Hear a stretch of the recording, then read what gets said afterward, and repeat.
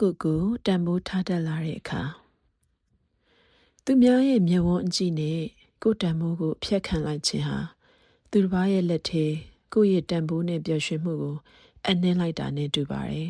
။ကိုရဲ့တန်ဖိုးကိုကိုယ်တိုင်ပဲသတ်မှတ်ရမှာဖြစ်ပါတယ်။ကိုဘဝကိုဘယ်သူနဲ့မှနှိုင်းယှဉ်နေစရာမလိုပဲကိုတန်ဖိုးလေးတွေကိုကိုဘာသာကိုသိနေပြီးကိုတန်ဖိုးထားတဲ့သူကိုဘယ်သူကမှဆွဲနှိမ်ချလို့မရပါဘူးအထင်မြင်သေးစွာဆက်ဆံလို့မရပါဘူးကိုတန်ဖိုးကိုသိပြီးကိုတန်ဖိုးထားတတ်လာတဲ့အခါနှိုင်းယှဉ်ခြင်းတွေကအဓိပ္ပာယ်မရှိဘူးဆိုတာကိုနားလည်စွာနဲ့ကိုအကောင်းမြင်ချစ်ခင်တတ်လာပါတယ်ကို